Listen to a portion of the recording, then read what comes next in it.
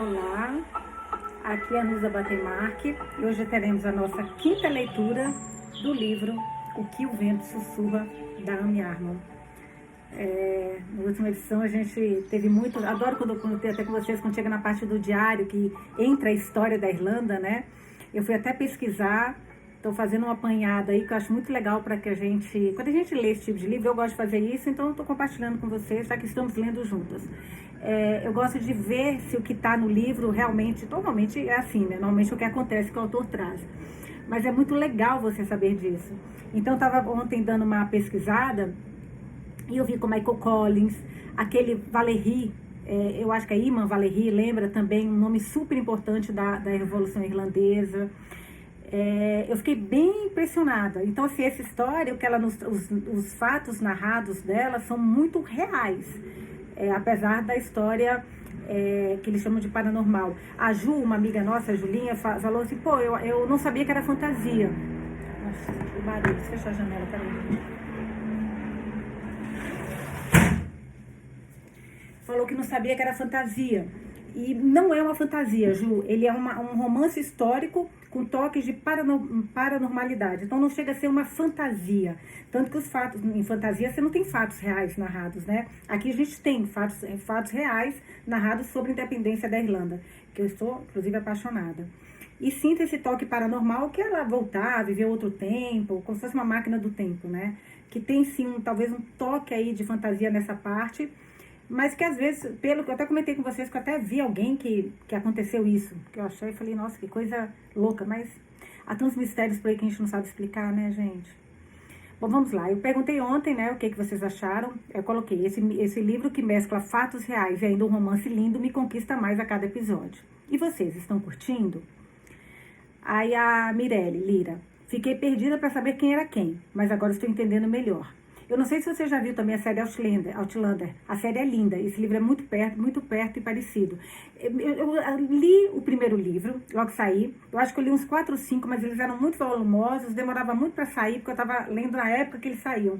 Aí eu peguei e falei, quer saber? Acabei parando e nunca voltei, mas eu me lembro que, assim, eu fiquei, na época, apaixonada. Mas demorava tanto para lançar um outro que eu desanimei. A série, eu acho que eu assisti só a primeira temporada aqui, por motivos que não vem ao caso, que eu assisti aquele criado com as pessoas tão inteligentes, com aqueles peles maravilhosas, aqueles homens fortes, calor, meu Deus, calor demais.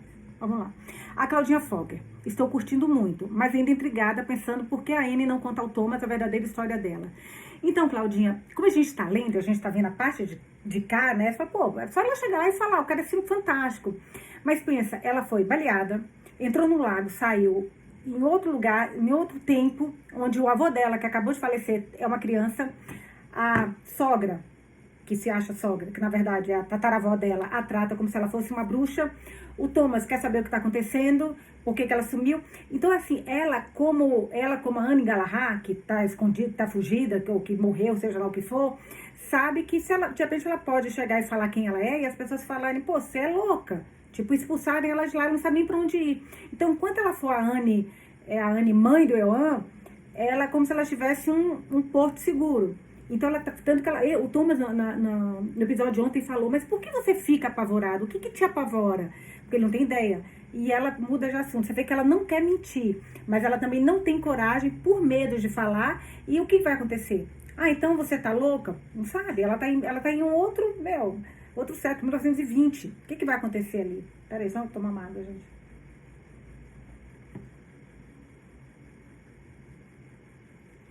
Então, por isso que ela não conta. Ela tá com muito medo de se as pessoas vão acreditar nela ou não e o que vai acontecer. A Elisa Mendes Vazim. Amando também gosta dessa base de história real para um romance de ficção. Ontem tu não leu os comentários do YouTube. Eu acho que ontem eu esqueci. Porque às vezes eu leio, mas o YouTube, como ele tem comentários um pouco maiores, às vezes no YouTube eu respondo lá. E às vezes trago um ou outro para cá.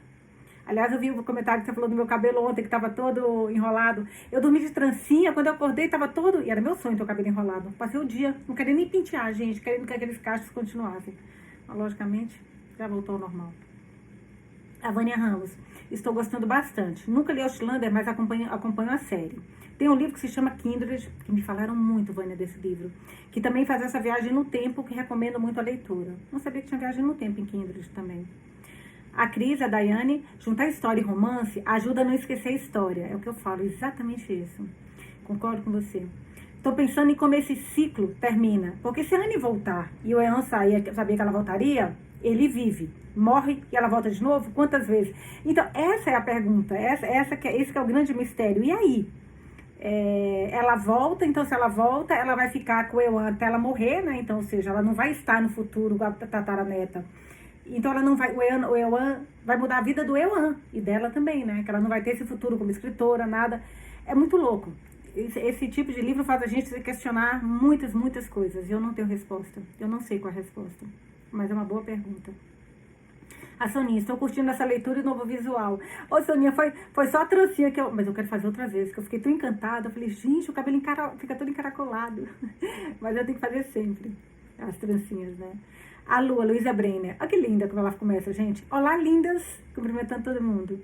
Amando este livro. Obrigada, Nusa, por me presentear com sua história de um romance e o conhecimento da história da Irlanda. Já estou me emocionando. E para mim, o livro é ótimo. Eu também estou apaixonada por essa história. E como eu falei com vocês, pela pesquisa que eu fiz, depois eu vou falar mais detalhes. Mas sim, e eu não quero também falar agora com vocês, porque obviamente é história. Por ter história, tem spoiler. Se você vai ler agora o que aconteceu com esses personagens que a gente está vendo aqui, então tem spoiler do que aconteceu com eles. Então, por isso que eu também não vou falar, porque senão, né, deixa o próprio Thomas contar no diário dele, para não dar spoiler para vocês. Vamos lá, hoje a gente começa com o capítulo 11, na página 141, e vamos ler até a página 177. Antes que o mundo fosse criado.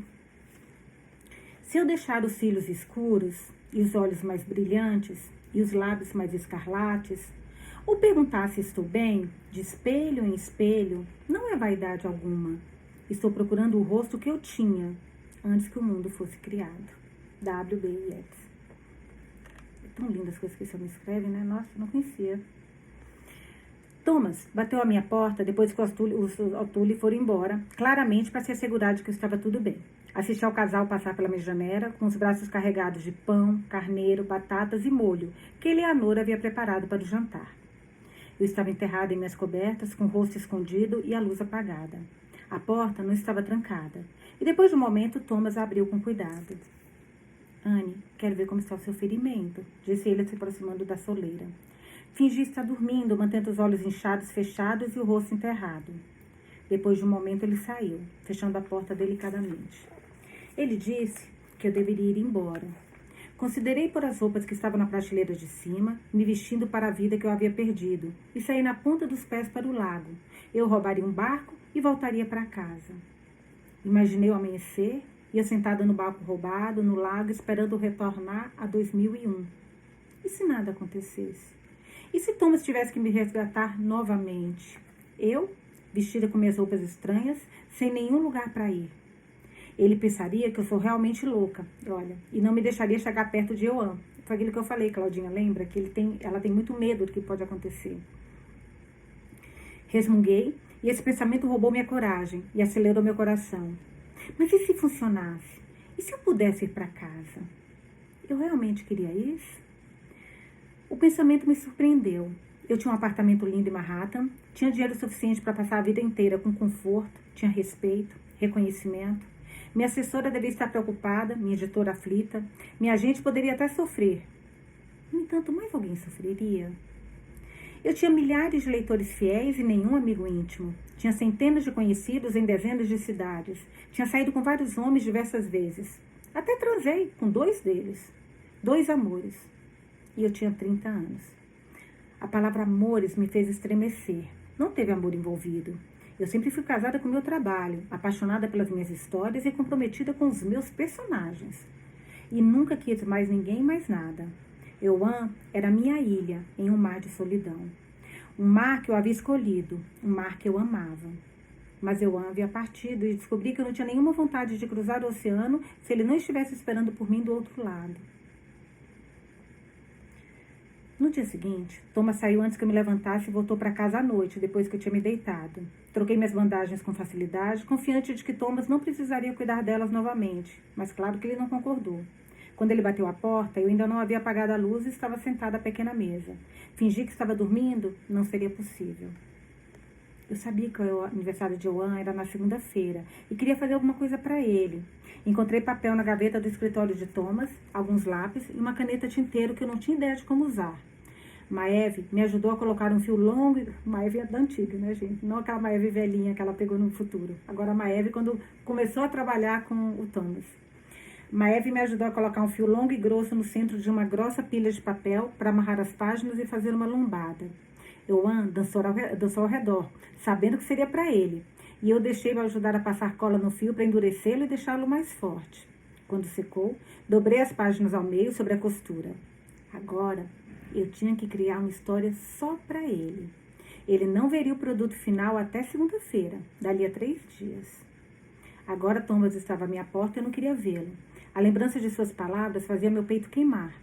Eu não tinha ido embora como ele mandara, e temi o momento em que ele teria de encará-lo novamente, sem respostas, sem explicações e sem um convite para permanecer debaixo deste teto. Talvez ela vá ter que falar mesmo, né? Eu vesti o suéter e a calça que estava usando no dia em que Thomas me tirou do lago. Não esperava companhia e meu único pijama era a volumosa camisola que se enroscava no meu corpo e me enforcava durante a noite. Eu ainda estava flertando com o futuro, com a ideia de ir embora. Além disso, usar essas roupas me fazia sentir mais eu mesma. E eu precisava ser Ana Galahad, a escritora, para criar uma história especial para um garotinho perfeito. Thomas bateu de novo e gentilmente virou a maçaneta. Posso entrar? Perguntou. Ele estava com a maleta do médico nas mãos, o profissional zeloso, até o fim. Assenti sem desviar o olhar da pequena pilha de papéis que estava usando para anotar minhas ideias antes de colocá-la nas páginas que aguardavam. Ele parou atrás de mim. Senti o calor de sua presença em minhas costas. O que é isso? Estou fazendo um livro para o aniversário de Joan, escrevendo uma história que nunca foi contada. Algo só para ele. Você está escrevendo? Algo em sua voz fez meu coração acelerar. Puta, será que a Ana, a bisavó, não sabia escrever nem ler, gente? Bom, ela respondeu. Sim. Você sempre pediu para Declan ler para você? Dizia que a letra se mexia quando tentava ler. Pensei que achasse difícil escrever também. Ele disse lentamente. Não tenho dificuldade para ler nem escrever, sussurrei pousando o lápis. Você é canhota? Observou Thomas surpreso. Assenti com a cabeça excitante. Gente, ela vai ter que falar. É agora. Acho que eu nunca soube disso. Declan era canhoto. Joan também é. E a bisneta também. Thomas ficou em silêncio por alguns segundos pensativo. Esperei, temerosa de retomar minha escrita e ele notar mais alguma coisa. Precisa ver seu ferimento, Anne. Já deve estar suficientemente cicatrizado para tirar dos pontos. Levantei-me obediente. Ele franziu as sobrancelhas quando eu corri os olhos pela minha roupa e de volta aos meus cabelos soltos. A condessa Markievicz usa calça. Deixei escapar na defensiva. A condessa Markievicz era uma figura importante na política irlandesa. Uma mulher nascida em berço de ouro, mas que estava mais interessada na Revolução. Tinha sido presa depois da Revolta da Páscoa. Inclusive, essa Revolta da Páscoa, gente, eu acho que foi assim, sabe quando tem um momento de ruptura em tudo no momento de um país? Essa Revolta da Páscoa mudou tudo dentro da Irlanda. Foi, acho que 1917, 16. Vamos lá. Tinha sido presa depois da Revolta da Páscoa e gozava de certa notoriedade e respeito entre as pessoas, especialmente entre aqueles que simpatizavam com a causa da independência da Irlanda. O fato de ser casada com um conde polonês só a tornava ainda mais interessante. Sim, ouvi dizer. Foi ela quem lhe deu essas? Rebateu ele com os lábios torcidos em desdém. Ignorei-o e caminhei até a cama, esticando-me com cuidado sobre a coxa macia. Eu tinha visto Maeve passando-a. Na ocasião, ela me deu uma aula rápida sobre o manuseio de ferro, embora insistisse que eu não precisaria passar minhas roupas. Elas já haviam sido passadas e penduradas no enorme armário de madeira no canto. Levantei o suéter para deixar a bandagem à mostra, dobrando a parra sobre os seios. Mas a cintura da calça ainda cobria parte da bandagem. Desabotoei-a e abaixei alguns centímetros, com os olhos fixos no teto. Thomas tinha me visto com menos roupa, bem menos. Mas desnudar minha pele assim era diferente. Era como se eu estivesse fazendo um striptease. E quando ele limpou a garganta, seu desconforto aumentou o meu. Ele arrastou a cadeira da mesa para o lado da cama e se sentou, tirando da maleta uma pequena tesoura, algumas pinças e um frasco de iodo. Retirou a bandagem que eu colocara no dia anterior, limpou a área e, com mãos firmes, começou a arrancar os pontos. Beatriz Barnes me informou, quando estávamos na loja de departamentos, que havia várias coisas que você ainda precisa. Já que você teve que usar as calças da Condessa Marvivix, estou inclinado a acreditar nela. Eu não pretendia que você pagasse minhas compras, eu retruquei. E eu não pretendia que você pensasse que eu quero que você vá embora. Opa! Ele rebateu suave e lentamente, certificando-se de que eu entendia. Engoli em seco, determinada a não chorar, mas senti uma lágrima traidora escorrer pela lateral do rosto e desaparecer nas dobras da orelha. Antes de eu morrer, eu não tinha chorado muito na vida. Agora, eu chorava constantemente. Meu carro está cheio de pacotes. Vou trazê-los quando eu terminar aqui. Beatriz me garantiu que agora você tem tudo o que precisa. Thomas, Anne, ele respondeu no mesmo tom, levantando brevemente os olhos azuis para mim, antes de continuar a tirar os pontos. Senti sua respiração suave na minha pele e fechei os olhos para conter o frio na barriga e me impedir de curvar os dedos dos pés. Eu gostava do toque dele. Gostava da cabeça dele inclinada sobre o meu corpo. Eu gostava dele. Thomas Smith era o tipo de homem que poderia entrar e sair de uma sala silenciosamente sem chamar muita atenção. Ele era bonito, se alguém fosse parar para contemplar cada característica sua. Olhos azuis profundos, mais taciturnos que brilhantes. Longas linhas no rosto quando dava um breve sorriso.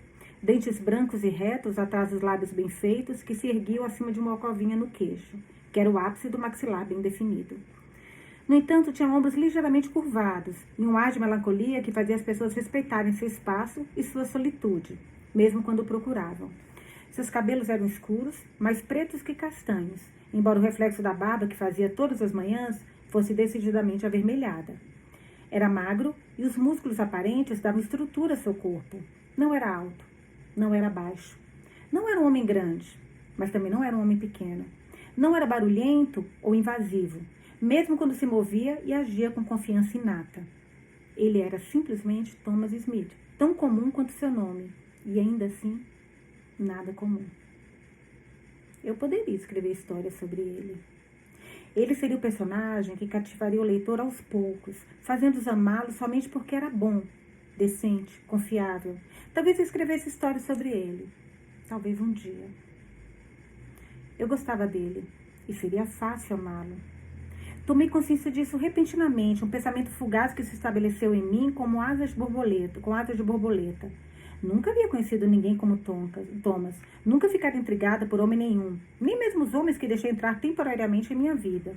Não até agora, não até Thomas. Agora eu sentia todas essas coisas. Conte-me a história, murmurou Thomas. A história que você está escrevendo para o livro de Eoan. Gostaria de ouvi-la. Se ele soubesse a história que ela está pensando, não tem nada a ver com Eoan.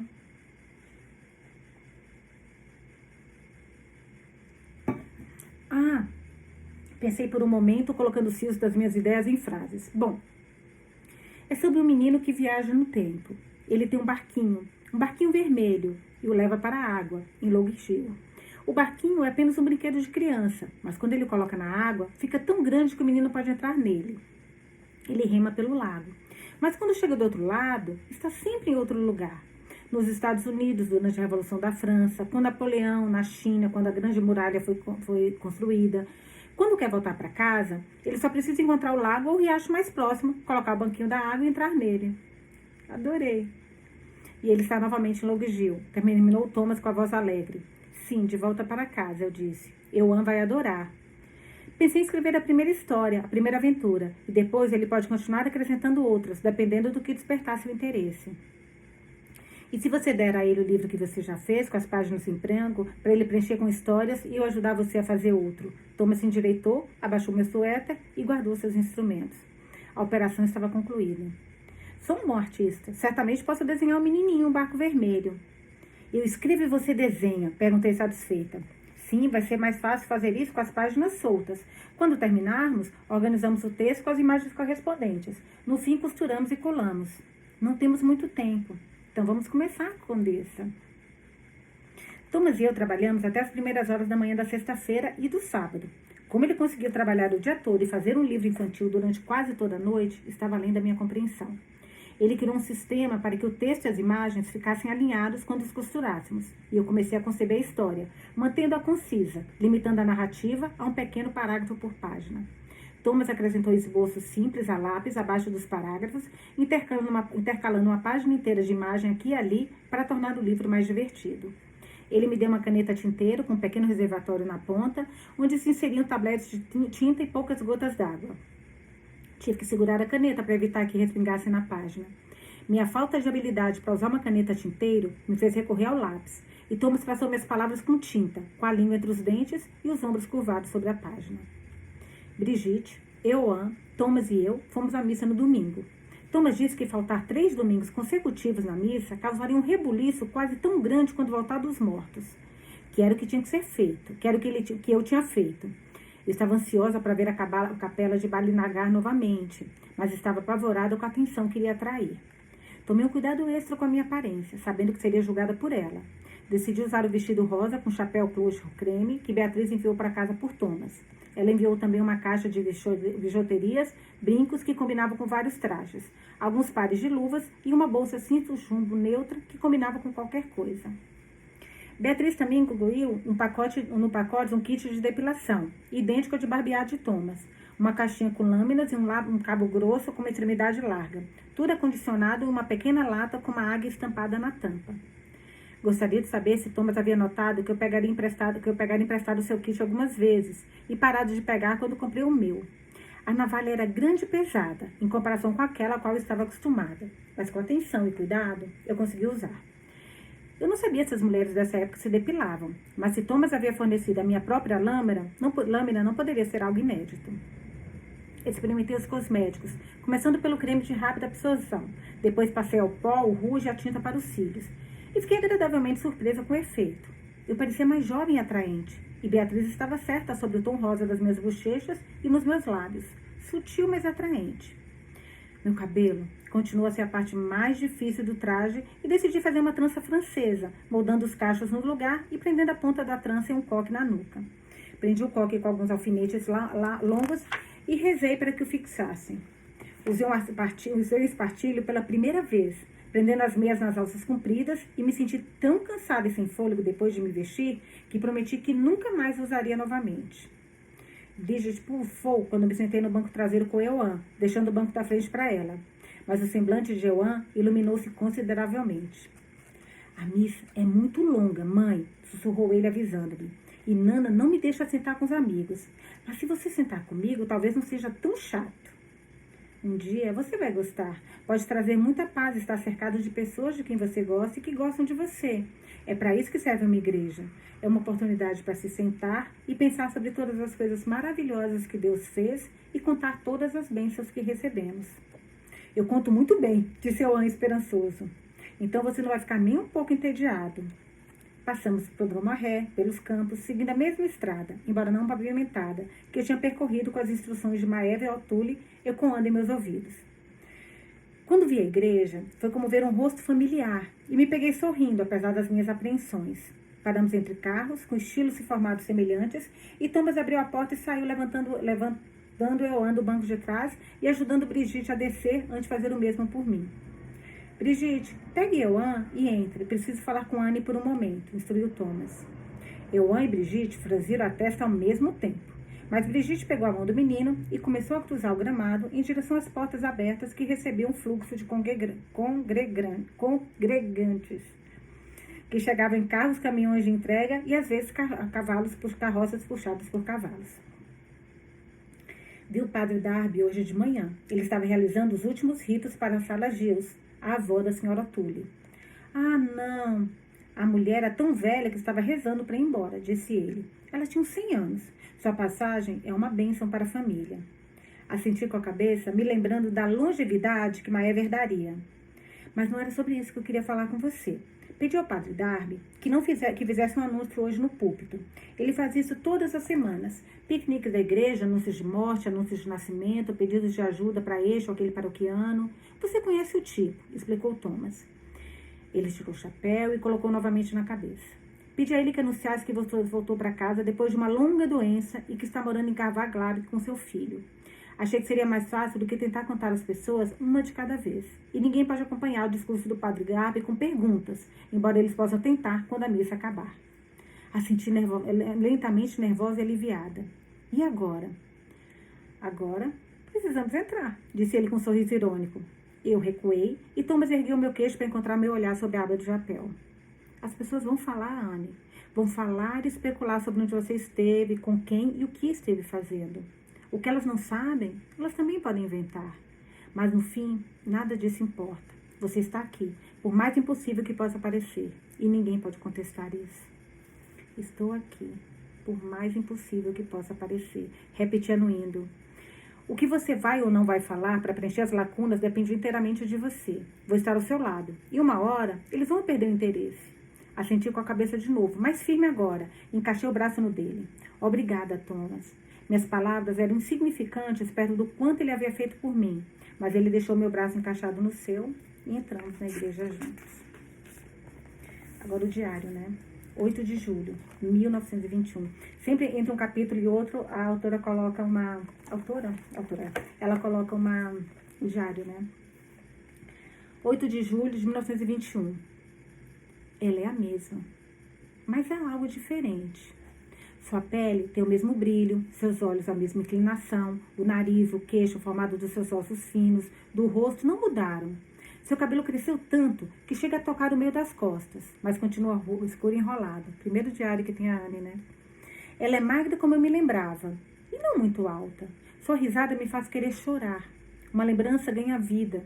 O som de uma época mais doce, de uma velha amiga e uma nova dor. Nova dor porque ela voltou. E eu havia desistido dela. Não a encontrei. Ela nos encontrou. Estranhamente, não está brava. Não está arrasada. É quase como se ela não fosse Anne. Sua voz continua a mesma, musical e baixa. Mas ela fala devagar agora, quase suavemente, como se não tivesse certeza de si mesma. E as histórias que ela conta, a poesia que sai dos seus lábios com tanta facilidade.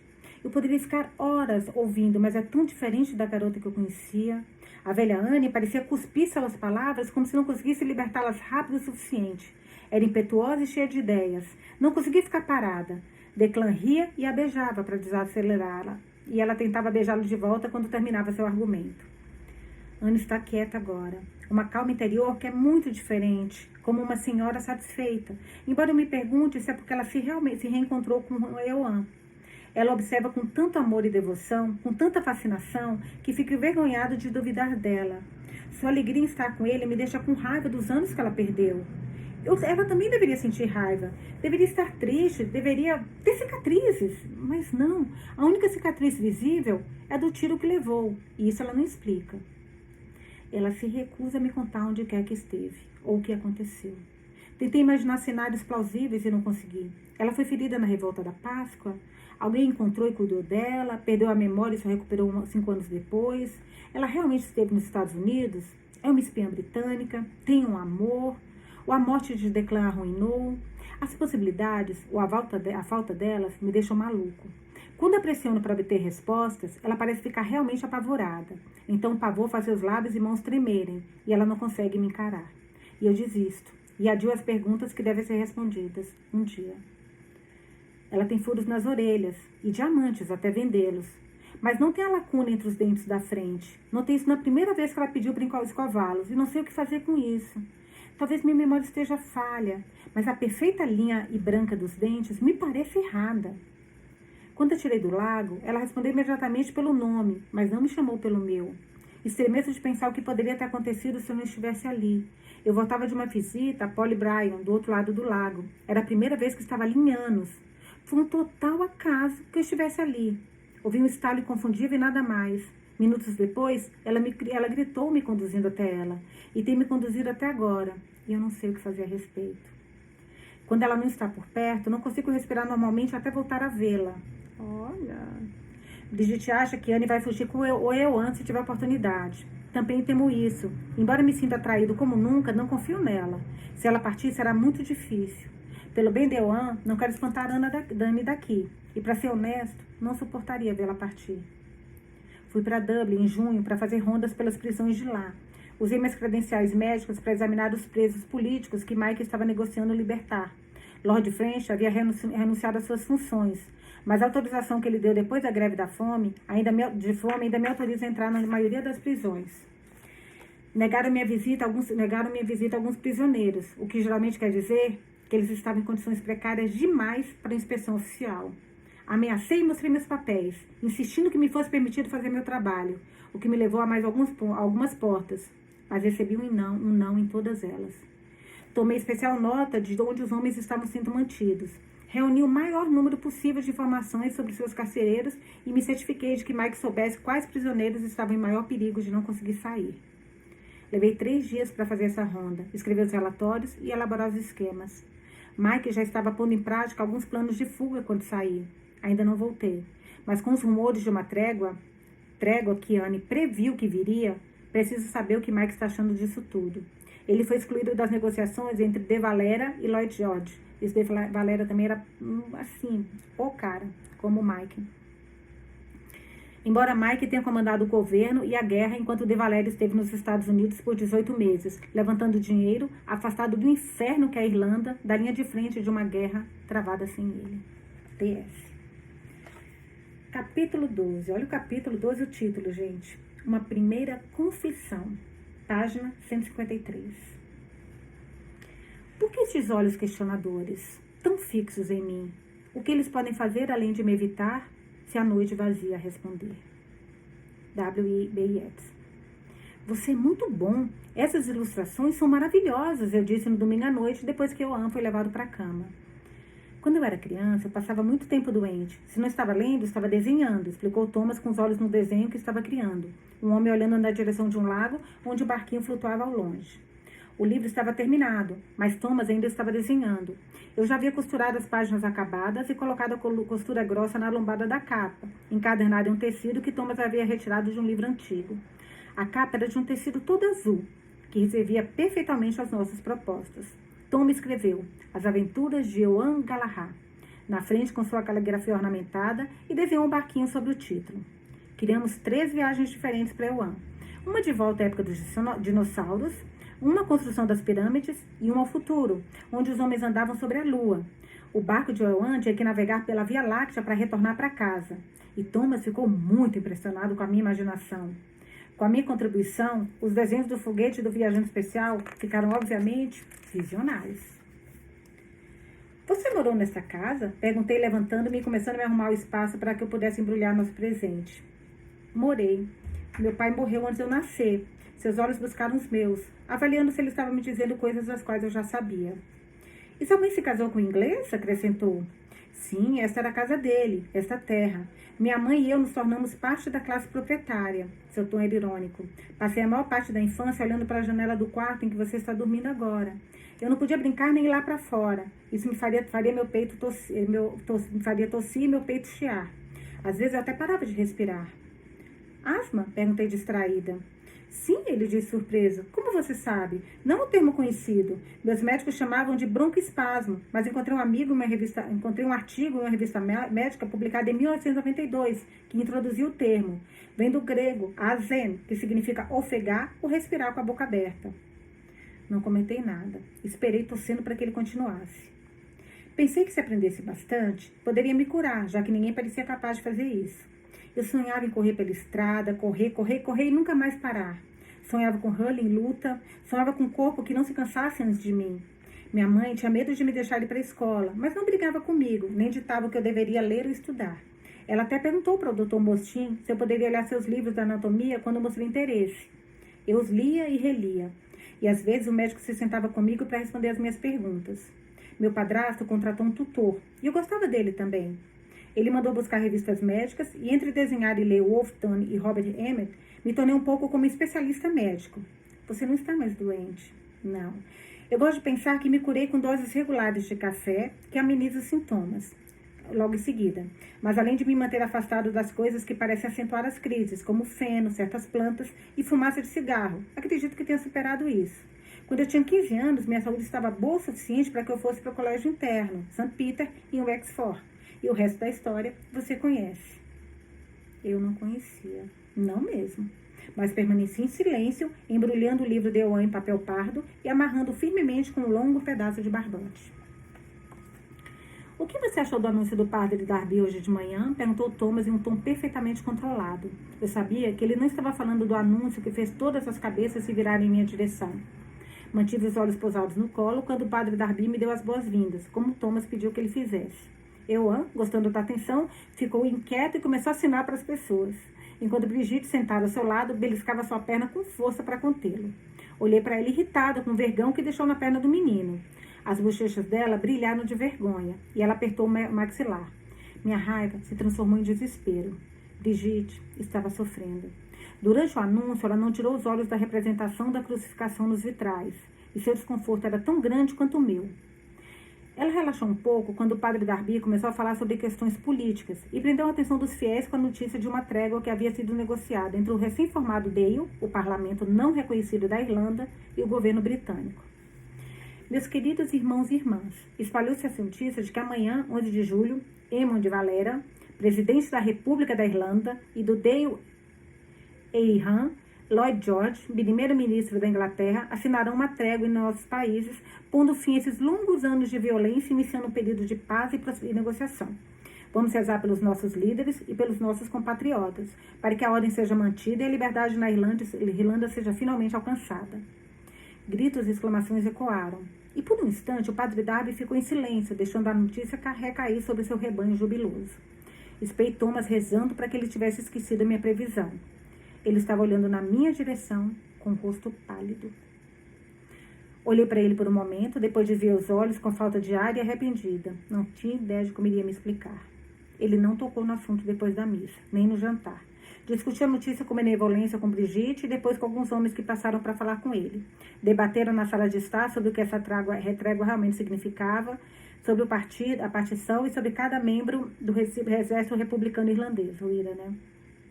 Tem um alvo nas costas. Conversaram tão alto e bom ponto, tanto tempo, fumando cigarros, que faziam Thomas sufocar, que ele finalmente sugeriu que fosse para o terraço dos fundos, onde o ar estava fresco e agradável, e a conversa não atrapalharia o descanso do restante da casa. Brigitte e eu não fomos, convidados a participar da conversa.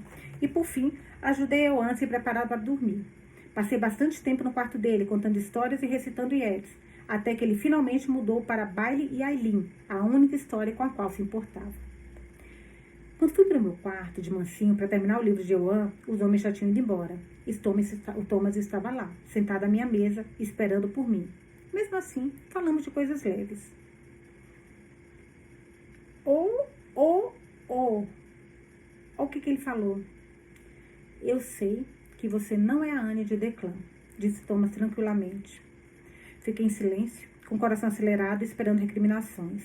Ele se levantou, contornou a mesa e parou na minha frente, ainda com o braço à distância. Eu queria avançar em sua direção, queria ficar mais perto. Ficar perto dele fazia minha barriga tremer e meu peito apertar. Ele me fazia sentir coisas que eu nunca havia sentido antes. E mesmo temendo o que ele ia dizer em seguida, eu queria avançar em sua direção. Eu sei que você não é mais a Anne de Declan, porque a Anne de Declan jamais olharia para mim do jeito que você olha. Puta, que vergonha. Anne Galahad, não podia ser mais discreta, não, mas também um homem desse vai fazendo para pagar todas as coisas pra gente, para cuidar da gente, para falar, vem cá, vai fazer tudo lindo, maravilhoso, olho azul. Thomas, dá um desconto, né? Como não olhar para você desse jeito? Até eu tô aqui lendo o livro e olhando para você desse... Pior ainda, que meus pensamentos são mais pecaminosos, para te falar a verdade. Mas tudo bem. Então, eu sei que você não é mais a Anne de Declan, porque a Anne de Declan jamais olharia para mim do jeito que você olha. As últimas palavras foram ditas de maneira tão simples que fiquei em dúvida se tinha entendido certo. Nossos olhares se encontraram, se fixaram, e eu engoli em seco, tentando desfazer o nó da garganta. Mas fui pega com a mesma certeza de que quando ele me tirara do lago. Eita, Lelê. E se você me olhar, continuar... Nossa, tô até arrepiada. Se você continuar me olhando desse jeito, Anne, vou beijá-la. Venha. Tô que nem Kevinho e Ramiro. Venha. Da novela. Nossa, esse nome talvez tanto shot dos dois que, queria assistir só por causa desses dois. Mas vamos lá. E se você continuar me olhando desse jeito, Anne, vou beijá-la. Não sei se confio em você. Nem sei quem você é, metade do tempo. Mas não consigo resistir quando você me olha desse jeito. Eu queria também. Queria que ele me abraçasse, queria que ele me beijasse, mas ele não se aproximou. e seus lábios não pressionaram os meus. Eu não posso ser apenas Anne? Perguntei quase implorando. Se você não é Anne de Declan, então quem você é? Sussurrou como se não tivesse me ouvido. Suspirei baixando os olhos. Talvez eu seja a Anne de Euan. Olha que legal! Respondi simplesmente. Sempre fui a Anne de Euan. Ele assentiu e deu um sorriso triste. Sim, talvez você seja, finalmente. Você era apaixonado por mim, Thomas? Ousei, me sentindo de repente corajosa. Minha falta de vergonha me fez estremecer, mas eu precisava saber como ele se sentia em relação a Anne de Declan. Suas sobrancelhas se ergueram em lenta surpresa, e ele deu um passo para trás, afastando-se de mim. Fiquei triste por isso, mas ao mesmo tempo aliviada. Não, eu não era. Você sempre foi de Declan, sempre, Tomás disse, e eu amava Declan. E se eu não fosse de Declan, você iria querer que eu fosse sua? Pressionei, tentando não escorregar ao usar o pronome errado. Thomas balançou a cabeça enquanto falava como se negasse as palavras conforme as pronunciava. Você era selvagem, você queimava tanto que nenhum de nós podia evitar se aproximar, só para aproveitar o calor. E você é tão linda, mas não, eu não desejava ser consumido por você, não queria ser queimado. Eu não sabia o que sentir, alívio ou desespero. Não queria que Thomas amasse, mas queria que ele gostasse de mim. E as duas coisas, de repente, se entrelaçaram. Declan conseguia suportar o calor, Thomas continuou. Ele amava isso, ele amava você muito. Você o iluminava por dentro, eu sempre achei que você sentisse o mesmo por ele. Não sair em defesa da Anne seria um erro. Eu não podia deixar que Thomas duvidasse dela, nem mesmo para me salvar. Tenho certeza que sim. Tenho certeza de que Anne, Finnegan, Galahad sentiam o mesmo. Afirmei com a cabeça baixa. Ele ficou em silêncio, mas senti sua agitação, mesmo me recusando a encará-lo. Eu não entendo. Você fala como se fossem duas pessoas diferentes, pressionou ele. Nós somos. Gaguejei, lutando para manter a compostura. Ele deu um passo à frente, depois outro. Chegou perto o suficiente para levantar meu queixo e procurar meus olhos, com seus dedos suaves no meu rosto. Vi minhas emoções, tristeza, perda, medo, incerteza, refletidas em seu olhar. Nenhum de nós é o mesmo, Anne. Alguns dias eu mal me reconheço no espelho. Mas não foi o meu rosto que mudou. Foi o jeito como vejo o mundo. Vi coisas que me modificaram para sempre. Fiz coisas que distorceram minha visão. Ultrapassei linhas e tentei encontrá-las de novo. E acabei descobrindo que todas as minhas linhas haviam desaparecido. E sem linhas, tudo se confunde. Sua voz estava tão triste, suas palavras tão pesadas, que eu só podia olhar para ele de volta, comovida em lágrimas e silenciada por sua tristeza. No entanto, quando eu olho para você, eu ainda vejo a Anne, sussurra ele. Sua feição está nítida, iluminada. Os rostos ao redor estão desbotados e opacos. Eles estão desbotados e opacos há anos. Mas você está perfeitamente iluminada. Eu não sou ela, Thomas. Eu disse, precisando que ele acreditasse em mim, mas sem ousar explicar. Nesse momento, eu quase queria ser, mas eu não sou aquela Anne. Não, você tem razão, você mudou, você não queima mais meus olhos como antes, agora eu não preciso desviar dos olhos. Respirei fundo e prendi o ar com sua confissão. O som ecoou entre nós. Ele se inclinou gentilmente para soltá-lo, roçando minha boca contra a dele. Seus lábios eram tão suaves e tímidos que escaparam sem nem me deixar retribuir. Eu segui frenética para trazê-lo de volta, e ele hesitou, com a testa pressionada contra a minha, as mãos em meus ombros, deixando minha respiração ofegante estender o convite antes de aceitá-lo e retornar. Suas mãos deslizaram em minhas costas, enquanto sua boca abaixava e permanecia tão real, tão presente, tão impossível, me deixando sentir o calor e a pressão do seu beijo. Nossas bocas se moviam em um círculo de carícias cada vez maior, roçando e deslizando, uma cutucada e uma pausa, deleitando-se com o peso de um lábio contra o outro, repetidas vezes e mais uma vez, conquistando e persuadindo, incitando e desvendando, até que as batidas do meu coração ressoaram em minha boca e estremecerem em minha barriga. Preciso, ofegava mais, rugia. O cão de Kulan uivou um aviso na porta. Nós dois recuamos em fôlego, maravilhados, com os olhos arregalados, as mãos agarradas, os lábios entreabertos. Aconteceu. Demorou, hein, gente? Por um momento, ficamos só olhando para o outro, a centímetros de distância. Nossos corpos cheios de energia rugindo. Então aumentamos a distância, liberando um ao outro. O ressoar em meu peito e o fluxo em meu sangue diminuíram devagar. Boa noite, Condessa, murmurou Thomas. Boa noite, Setanta. Eu disse, um sorriso passou pelos seus lábios enquanto ele se virava para sair do quarto. Eu estava caindo de sono quando me dei conta de que ele não pediu uma explicação sobre a trégua. Nas semanas seguintes, eu me movia uma espécie de névoa, vagando pela realidade por uma existência que era ilógica e absolutamente inegável ao mesmo tempo.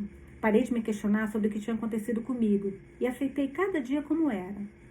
Quando alguém tem um sonho ruim, parte do inconsciente se assegura de que a vigília convocará a realidade e banirá o pesadelo. Mas não era um sonho ruim. Tornou-se um doce santuário. E embora aquela voz teimosa ainda sussurrasse que eu acordaria, parei de me preocupar se estava dormindo ou não. Aceitei a situação com minha imaginação de criança, perdida em um mundo que havia criado e temerosa de que a história chegaria ao fim e eu voltaria à minha vida anterior, onde Eoan, a Irlanda e Thomas Smith não existiam mais. Thomas não me beijou de novo e eu não lhe dei nenhum sinal de que queria ser beijada. Havíamos estabelecido algo que não estávamos prontos para explorar. Declan havia partido e Anne também. Pelo menos a Anne que ele pensava que eu fosse. Mas Thomas ainda estava preso entre as lembranças dele e a perspectiva que tinha de mim. Eu estava presa entre um futuro que era meu passado. Nossa, que frase, caraca. Eu estava presa entre um futuro que era meu passado e um passado que poderia ser meu futuro. Caramba, gente. Que nome que deu, mas muito legal essa frase. Então instituímos um círculo cada vez mais estreito de descobertas, conversas sobre tudo e o nada. Sobre isso e aquilo, sobre agora e o antes. Eu fazia perguntas e ele as respondia livremente. Ele fazia perguntas e eu tentava não mentir. Eu estava feliz de uma forma que não fazia sentido, contente de uma maneira que questionava minha sanidade e cercada de pessoas que me faziam feliz por estar viva, se é que eu estava viva. Thomas me levava com ele 1 ou 2 vezes por semana ou quando achava que precisaria de ajuda, e eu fazia o meu melhor para ajudá-lo. Eu tinha sido criada por um médico, sabia o básico de primeiros socorros e não tinha tendência a surtos ou desmaios ao ver sangue. Isso era tudo que eu tinha para oferecer. Mas Thomas parecia achar que era suficiente. Quando podia, me deixava em casa para passar um tempo com Eoan, que começaria a escola no outono. Eoan me apresentou a todos os animais em Garva Gleb e me disse seus nomes, os porcos, as galinhas, a ovelha e a linda égua marrom, que estava esperando um potro. Nós começamos a fazer longas caminhadas ao longo da costa e da estrada, pelas colinas verdes e pelos muros baixos de pedra. Eu perambulava pelos campos de Leitrim com Eoan, tagarelando ao meu lado. A Irlanda era cinza e verde, salpicada com o amarelo do tojo, que crescia desordenado nas colinas e vales, e eu queria conhecê-la intimamente. Às vezes, Brigitte vinha também. Primeiro porque temia que eu e eu desaparecêssemos, depois porque parecia gostar do exercício. Ela começou a ser mais suave comigo, infinitesimalmente, assim, muito pouco, né? Infinitamente, imagina, tão pequeno que é quase infinitamente pequeno. E às vezes era impelida a falar sobre os dias em que eu era uma menina e vivia em Kitclogger, no norte de Leitrim, me dando os vislumbres da sua vida. Ela parecia ficar surpresa que eu a ouvisse tão atenta, que me importasse com suas histórias, que quisesse conhecê-la realmente. Descobri que ela tinha 2 filhos e uma filha, todos mais velhos que Declan, e uma menina enterrada em Balinagar. Eu não tinha visto o lápide e me perguntei se o túmulo da criança era apenas um pedaço de grama com uma pedra em cima, para marcar seu local de descanso. Sua filha mais velha estava nos Estados Unidos, em New Haven, Connecticut. Seu nome era Mary, e ela havia se casado com um homem chamado John Bannon. Tinham 3 filhos, netos que Brigitte não conhecia, primos que Eoan nunca mencionara. Os 2 filhos de Brigitte não tinham se casado. Um, Ben, era condutor de trem em Dublin, e o outro, Liam, trabalhava nas docas de Sligo. Desde que eu chegava a Garva Gleb, nenhum dos 2 tinha vindo visitá-la. Eu ouvia as atualizações de Brigitte sobre cada um dos filhos e me agarrava às suas palavras, tentando absorver coisas que eu deveria saber, coisas que Anne saberia, e me esforçando ao máximo para blefar quanto ao resto. Você é gentil com ela, com Brigitte, observou Thomas um dia quando voltamos de nossa caminhada e encontramos já em casa. Ela nunca foi gentil com você. Talvez a diferença entre a verdadeira Anne Galahad e eu foi que Brigitte era sua sogra, enquanto ela era minha tataravó. O sangue de Brigitte corria em minhas veias. Ela era parte de mim. Que tamanho essa parte tinha, só meu DNA diria. Mas ela pertencia a mim. E eu queria conhecê-la. A primeira Ana talvez não tivesse esse mesmo senso de pertencimento. Coerente isso. Thomas foi passar alguns dias em Dublin, meados de agosto. Ele queria me levar junto, e Eoan também, mas mudou de ideia no fim. Parecia relutante em partir e ansioso para ir, mas me fez prometer, enquanto colocava sua maleta médica e uma pequena mala no banco de trás do seu Ford T, que eu ainda estaria em Garva Gleb quando ele voltasse. Não vá embora, Anne, pediu ele com o chapéu nas mãos e medo nos olhos. Prometa que vai ficar por perto. Me prometa para que eu possa fazer o que preciso em Dublin sem que minha cabeça fique voltando para cá. Olha, assenti com uma centelha de medo. Se eu não tinha ido embora ainda, isso deixava dúvida se iria um dia. Talvez Thomas tenha visto a centelha nos meus olhos, embora tênue, pois inspirou profundamente e segurou o ar, ponderando, considerando, e o soltou, em uma rajada de submissão. Eu não vou, disse ele, vou esperar um pouco mais. Thomas, vá, vou estar aqui quando você voltar, prometo. Ele olhou por um momento para minha boca, como se quisesse beijá-la, provar que era verdade. Mas Euan veio correndo da casa e se atirou sobre ele, exigindo carinho e pedindo um presente de Dublin, e se comportasse bem, enquanto Thomas estivesse fora. Thomas o levantou com facilidade e o abraçou antes de fazer suas próprias promessas. Vou trazer um presente se você cuidar da sua avó e da sua mãe. E não a deixe chegar perto do lago, recomendou Euan, erguendo seus olhos azul claros na minha direção, enquanto colocava o menino de volta no chão.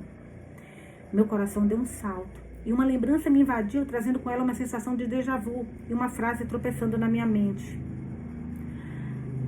Ah, não chego perto da água, amor. O lago vai levá-la para longe de mim, murmurei. E Thomas inclinou a cabeça. Lembra que o avô contou falou isso com ela, gente? Não chegue... Quem contou isso, gente? Lembra? Não chegue perto da água, amor. O lago vai levá-la para longe de mim. Eu acho que foi o avô, logo no início. Só um pouquinho. Eu já tô na parte aqui que eu tô querendo achar rapidinho, gente. Aqui ele falou aqui. Não, se eu... Não tem. Se tem, eu não marquei. Mas vocês lembram disso, né? Eu não lembro dessa parte. Mas vamos lá. Não chego perto da água, amor. O lago vai levá-la para longe, murmurei. E Thomas inclinou a cabeça. O quê? Perguntou ele. Nada, apenas algo que li uma vez. Por que a mamãe não pode chegar perto do lago? Perguntou Euan confuso. Nós sempre vamos lá, caminhamos na margem, pulamos pedras. A mamãe me ensinou. Euan me ensinou a pular pedras uma vez. Outro círculo vertiginoso do que veio antes. Thomas franziu a testa, ignorando a pergunta do menino, e suspirou de novo, como se sua cabeça e seu estômago estivessem em guerra um com o outro. Thomas, vá. Tudo vai ficar bem enquanto você estiver fora. Eu disse firme. Agora mais um trecho do diário. 22 de agosto de 1921. Página 162. Dirigi para Dublin com as mãos no volante e o coração na garganta. Tive pouco contato com Mike desde que De Valera voltou e Lorde Frente foi substituído como governador-geral. Eu não era de muita valia para Mike no esquema das coisas. Era apenas uma caixa de ressonância para ele. Um amigo, um financiador e um guardador de segredos que fez o que pôde, onde pôde.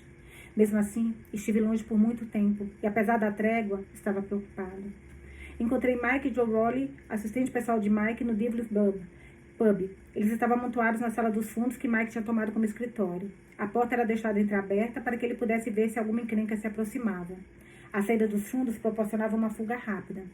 Mike ficava no Devils mais do que em seu próprio apartamento. Ele raramente ficava tanto tempo em um lugar, e se não fosse pela lealdade dos cidadãos comuns, que sabiam exatamente quem ele era e nunca disseram uma palavra, apesar da recompensa sobre sua cabeça, ele já teria sido capturado há muito tempo.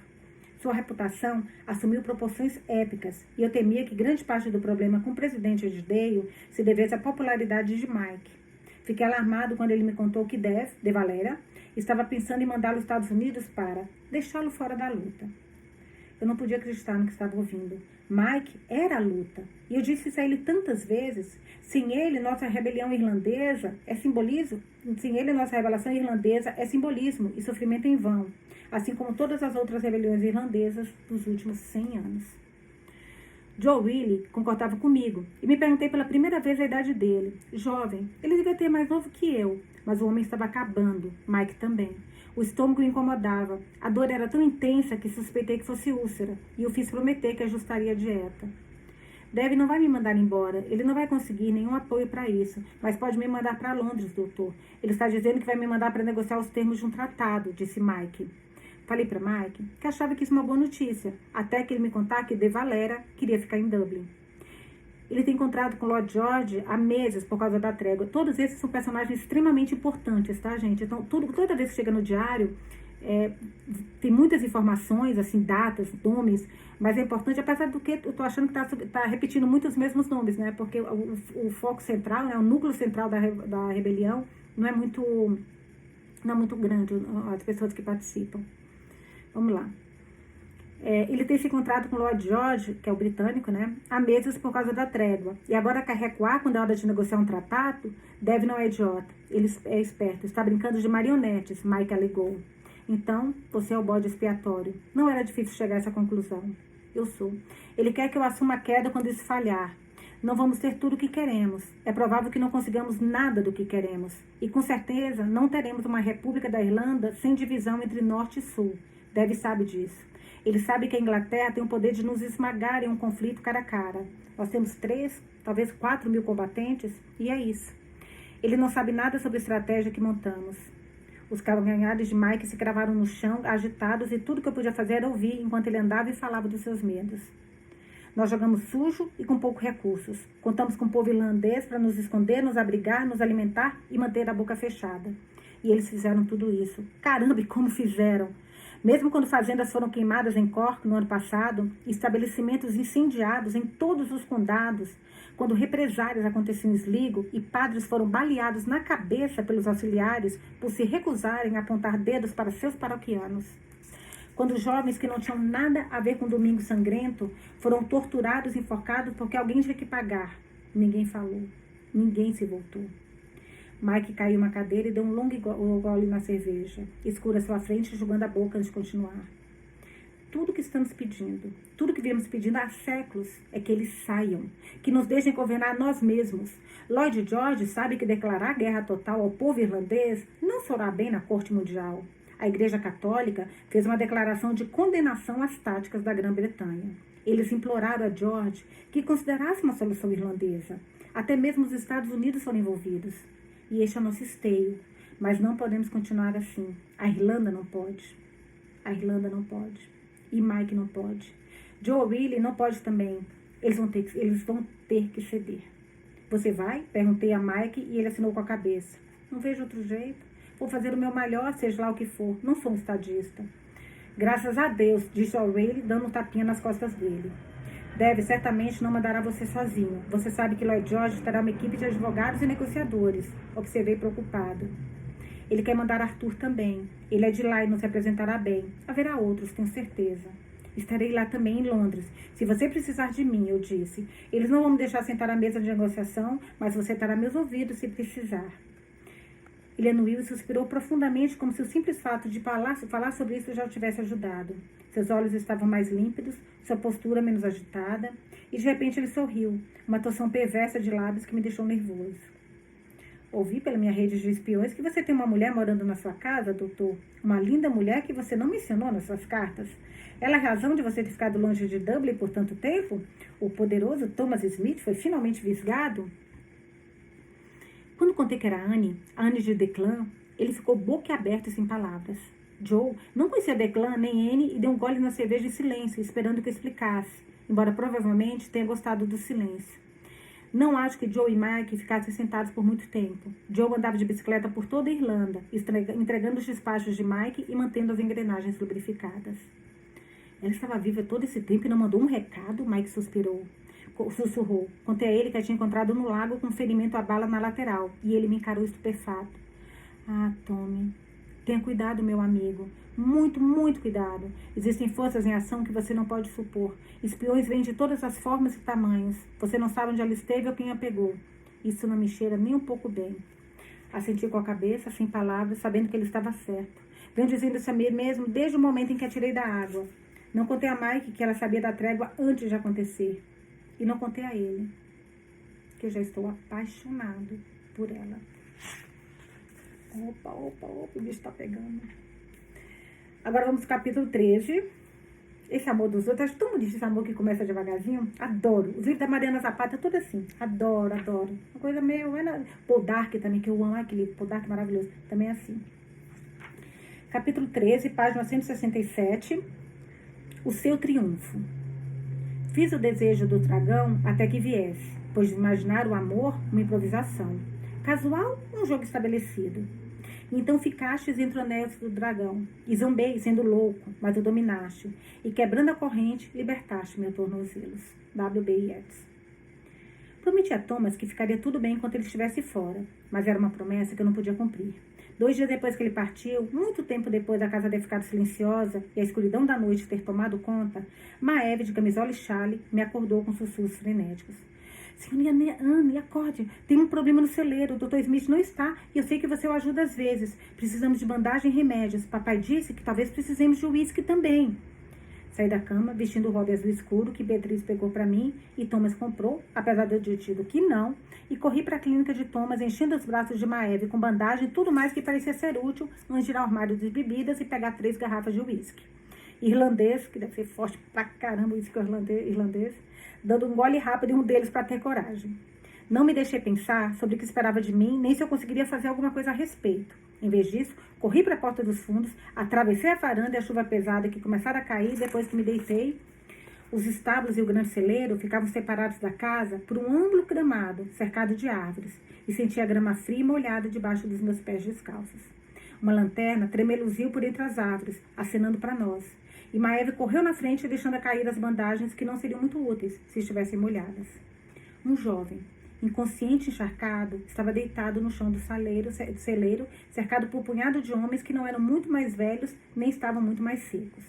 Um deles segurava uma lanterna acima do corpo ferido, e quando entrei depois de Maeve, todas as cabeças se viraram e todas as armas foram erguidas. O doutor ainda está em Dublin, pai. A senhorita Anne é tudo o que temos, ela disse amedrontada, como se estivesse com medo de ter cometido um erro. Passei por ela com pressa até chegar ao pai de Maeve, que estava fazendo o possível para conter com sua camisa o sangue que saía da cabeça do jovem, implorando a Doce Maria, Mãe de Deus, que intercedesse pelo seu filho. O que aconteceu? Perguntei, abaixando-me ao lado do menino. A cabeça dele, o olho de Rob se foi, gaguejou Daniel Atoli. Uma bala, senhor. O menino foi baleado, disse alguém na roda que nos assistia de cima. Deixe-me ver, senhor Atoli, exigi. Ele afastou a camisa suja e manchada do rosto do filho.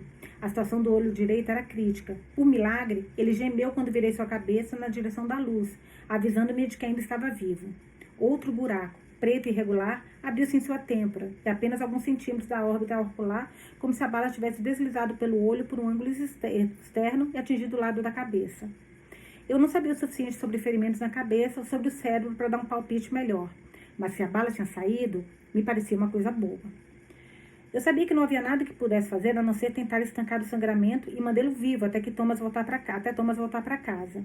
Gritei para Maeve me trazer as bandagens e pressionei uma camada grossa no rosto de Robbie e outra na ferida da saída. O pai dele segurou a gaze, enquanto eu envolvia a cabeça do menino com a maior segurança possível, colocando outra camada de gaze até que toda a sua cabeça, da parte dos olhos para cima, estivesse bem enfaixada. Precisamos de cobertores, Maeve. Você sabe onde encontrá-los, instruí. Ela sentiu com a cabeça e saiu em um piscar de olhos pela porta, correndo de volta para casa antes que eu terminasse de falar.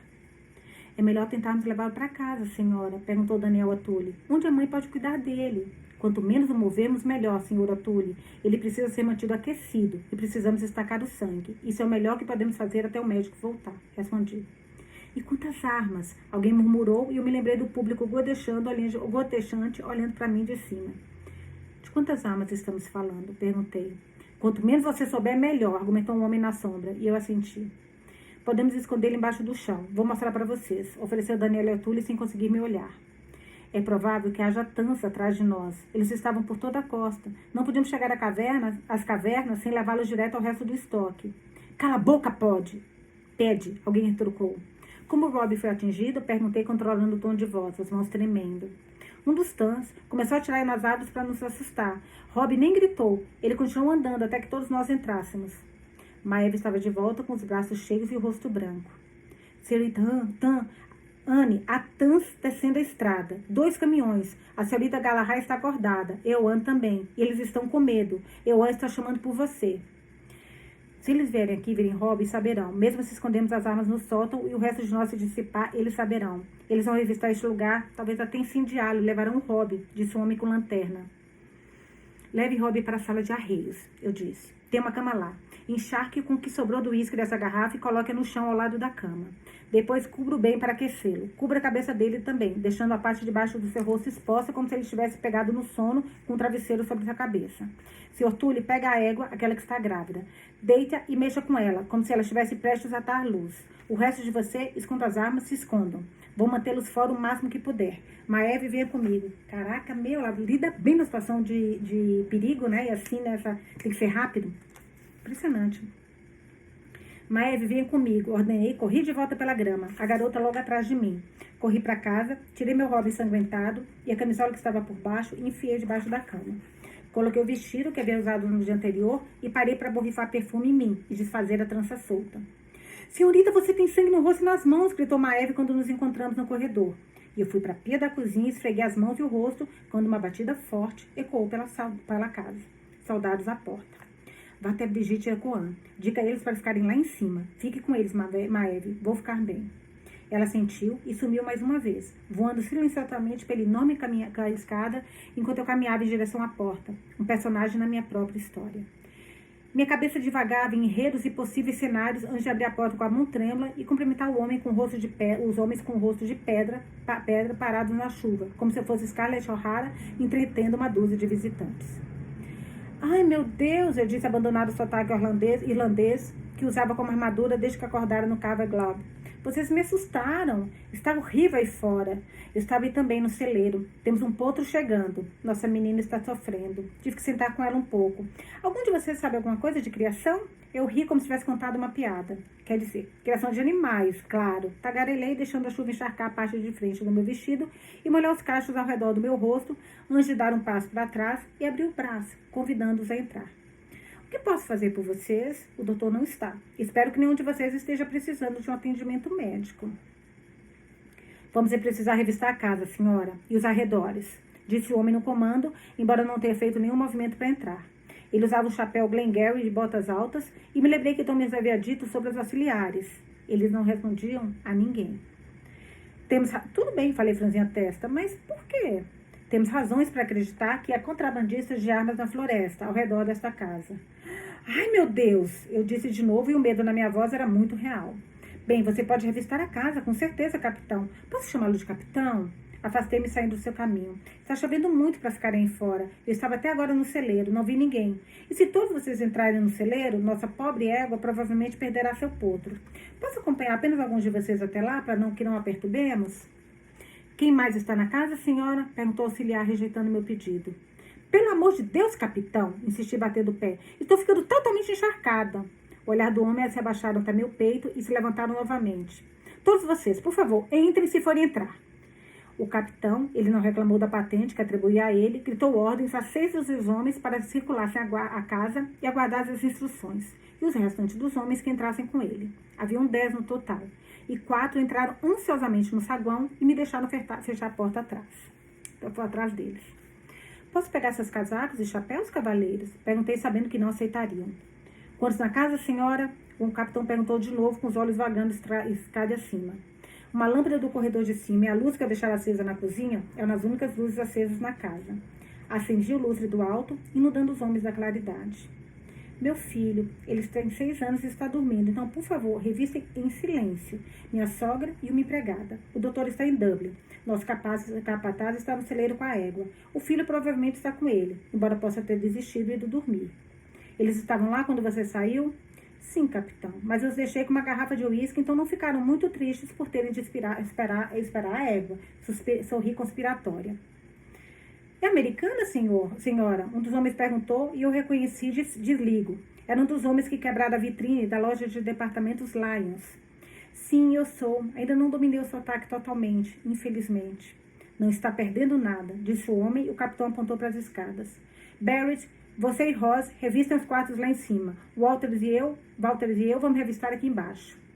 Fiquem atentos, por favor, oficial Barrett e Ross, implorei docemente. Minha sogra é meio rabugenta. Não gostaria que nenhum de vocês fosse atingido por um atiçador. Eles empalideceram e hesitaram antes de subir as escadas. Hesitei também, sem saber qual dos homens devia seguir, esperando que Brigitte mantivesse a cabeça no lugar e ajudasse Eoan a manter distância, a manter a dele. Não tinha dúvidas de que Maeve ficaria bem. Posso trazer algo para aquecê-lo, capitão? Chá, conhaque? Perguntei com leveza. Não, senhora, respondeu o capitão, caminhando pelo saguão. Fiquei com ele, mantendo a conversa fiada, e ele me ignorou, vasculhando meu quarto, o banheiro e a cozinha, até que um homem chamado Walters o chamasse. Capitão, o que acha disso? Meu coração disparou enquanto acompanhava o capitão até a parte de trás da casa, onde o Walters estava, na clínica de Thomas, olhando para os armários e gavetas abertas que tinham sido claramente revirados. Senhora? Sim, capitão, eu disse inocentemente. O resto da casa está em ordem. Quem precisou de cuidar dos médicos? A égua, capitão. Eu ri. Eu estava procurando o láudano. O doutor esconde de mim. Ele tem medo de que eu goste. Mas meu pai me disse que se você colocar um pouquinho na língua do cavalo, ele se acalma na hora. Já tentou colocar láudano na língua de um cavalo, capitão? Ele me olhou em dúvida. Estou vendo que não. É mais fácil falar do que fazer. Conseguiu encontrar? Perguntou ele. Não encontrei. Mas fiz uma bagunça, não é? Acho que vamos precisar ver a égua, senhora. Sim, senhor. Deixe-me pegar meu chale, por favor. Andei pela casa, respirando pelo nariz para manter a calma, sorrindo. Cara, que situação, meu Deus. Eu tô lá com ela, do lado dela. Vocês também, né? A gente fica numa agonia. Meu Deus. Vamos lá. Respirando pelo nariz para manter a calma, sorrindo enquanto os dois policiais desciam as escadas. Não tinha havido comoção e rezei para que Ewan tivesse dormindo o tempo todo. Tirei um chale do meu armário e enfiei os pés na bota de Anne, amarrando-as o mais rápido que pude. Não queria que o capitão revistasse sem mim. Queria que seus olhos vissem o quadro que eu já havia pintado. Só rezei para que os homens do celeiro e as armas tivessem sumido há muito tempo. Caminhamos em meio à garoa. Alguns cadetes foram até a beira do gramado, vasculhando as árvores, e alguns permaneceram na casa. Uma lanterna ainda tremeluzia do celeiro, e eu tropecei propositalmente, estendendo a mão para o capitão. Ele diminuiu a velocidade, e eu segurei seu braço com um sorriso agradecido. Bem, tivemos uma aventura, não tivemos? Eu disse. O doutor vai ter histórias para ouvir quando voltar para casa. E com sorte também teremos um novo pôtero. Quando o doutor vai voltar, senhora? Galahad, respondi. Amanhã ou depois de amanhã. Ele costumava ir a Dublin, bem mais quando o Lord French era governador-geral. O falecido pai do doutor era amigo do Lord Lady French. Conhece Lord French, capitão? Não tive o prazer, senhora Galahad, respondeu o capitão, mas senti seu tom um pouco mais suave. Thomas provavelmente não ia querer que eu compartilhasse essa informação, mas, dadas as circunstâncias, uma amizade com o legalismo britânico poderia tranquilizar o capitão. Quando entramos no celeiro, Daniel O'Toole conduzia a égua banhada em suor em círculos, parando de vez em quando para murmurar algo antes de começar a andar novamente. Sua camisa ainda estava coberta de sangue, e seu braço, as mangas da camisa enroladas até o cotovelo, estavam manchados também. Ele estremeceu de surpresa ao nos ver. Um ato convincente, embora eu tivesse certeza de que o medo em seu rosto era genuíno. Como está a égua, senhora O'Toole? Perguntei alegre, como se os homens ao meu redor fossem simplesmente visitas especiais. Ao notar o sotaque americano, os olhos de Daniel dispararam em minha direção. Estou fazendo ela caminhar um pouco, senhora Galahad. Às vezes ajuda. Você está coberto de sangue, homem, retrucou o capitão. Ah, sim, estou. O Sr. O'Toole concordou com sinceridade. Parece pior do que realmente é.